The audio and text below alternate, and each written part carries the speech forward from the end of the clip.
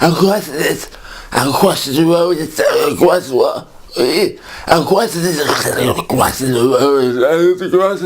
road, Spike, don't go, you're not yourself. I'm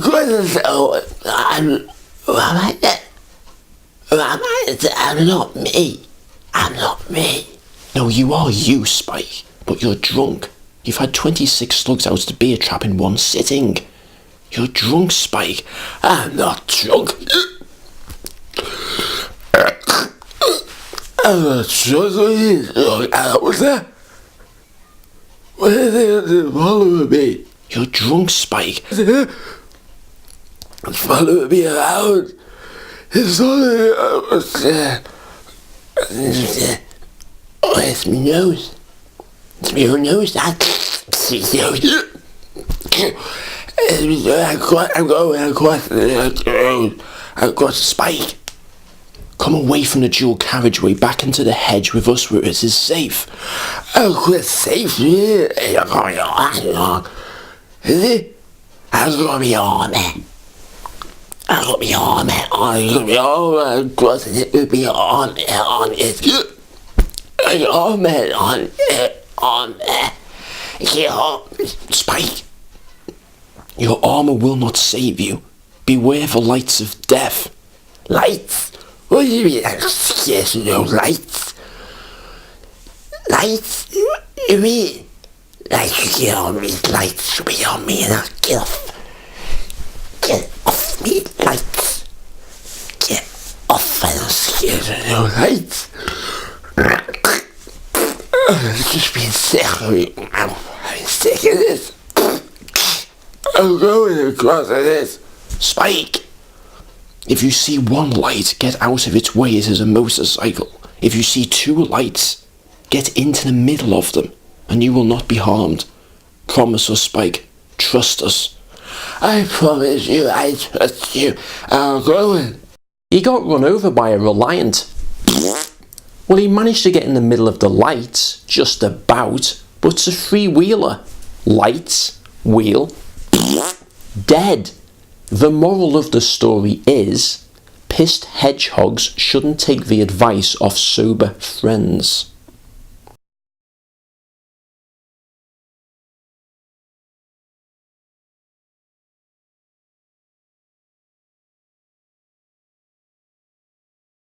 The short-arse pitbull started to talk.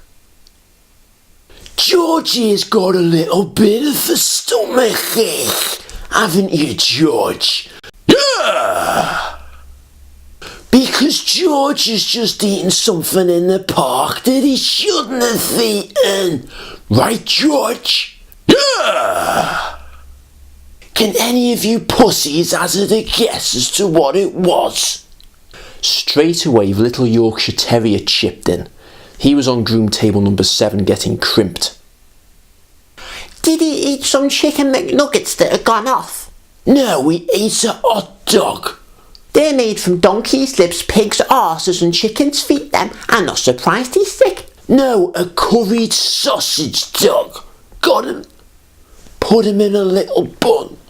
Squirted some curry on him. Rubbed a bit of pickle in his belly and ate him. He's partial to the odd hot dog. Tell him what you had for dessert, George. Yeah! No, tell him what you had for dessert, George.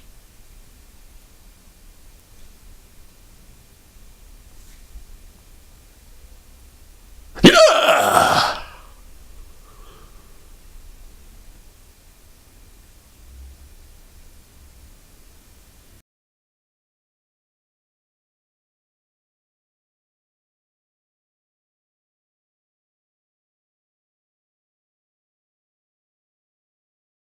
Now the polar bear's running full pelt.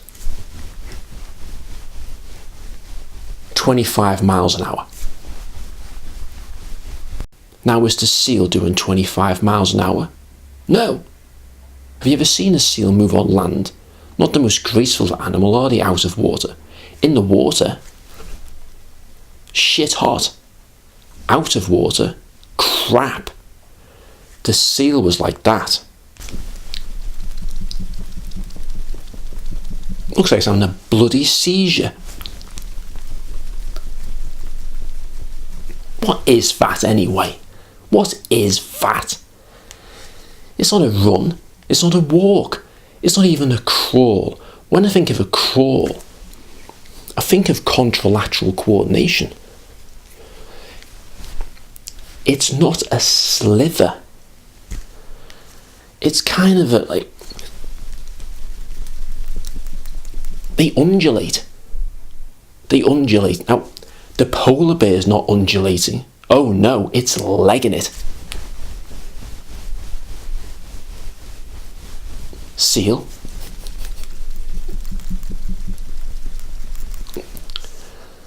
So taking this speed differential into careful consideration, the question is this: if seals are that crap moving on land, why did they move so far away from their escape holes? You see it in documentaries all the time.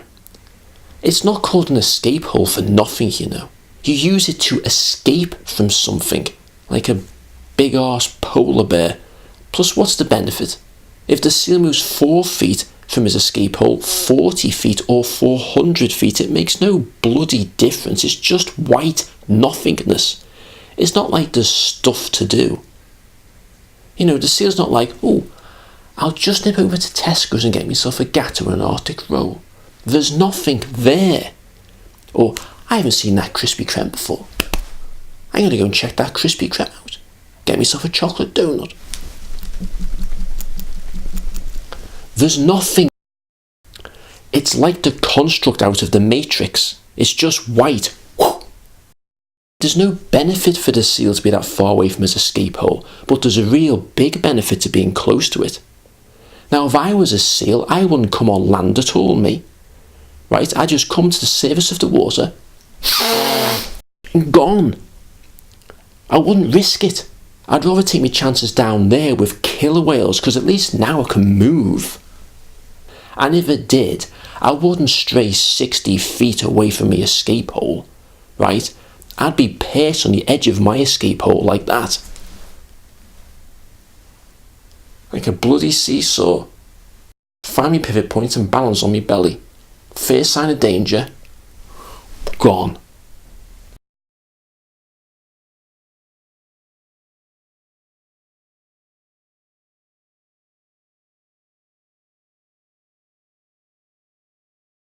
I didn't know Winnie the Pooh was diabetic. He will be. He eats honey by the crate. His entire diet consists of glorified sugar syrup. The one t-shirt he has can't even fit over his diabetic symptomatic fat potbelly. Trust me, he's tiptoeing precariously between insulin dependence and coma.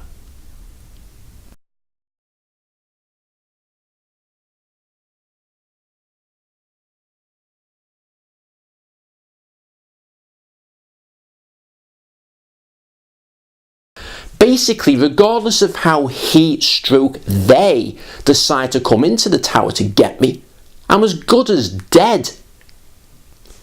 Well, if the shit hits the fan, you can use the bat. Bat? There's a baseball bat in the cupboard. We use it to discipline the elephants if needs be. I don't want a bat for backup. I want a bazooka. I want a flamethrower. I want a goddamn lightsaber. And I don't want a crap one like Luke Skywalker's out of A New Hope. I want a shit hot one like Darth Maul's out of The Phantom Menace. 2 stuck together like that, preferably mounted on a small miniaturized handheld Gatling gun. Better still, I want to be encased inside a 16-foot block of reinforced bulletproof glass with 2 little holes, one so I can breathe, the other one just big enough so I can poke through the barrel of my Kalashnikov. I don't want a baseball bat. What's a Kalashnikov? A Kalashnikov? That's an AK-47 assault rifle. That's what. Well, how would you get out of the glass? It's a figure of speech, Frank. A hyperbole. I'm exaggerating for effect. Look, I don't want to bat the giant cat. I don't want to box him. I want to put as much distance as I possibly can between my pathetically weak, frail humanoid body and his clawed, fanged magnificence. I don't want to play a game with him. I don't want to play a game with him, Frank. I want to survive. Is this a joke? Is this a wind-up? First a giant transgender killer chicken, now a scaredy cat tiger called Dickhead who can't use stairs and stop dead in his tracks by a door latch. Give me a break.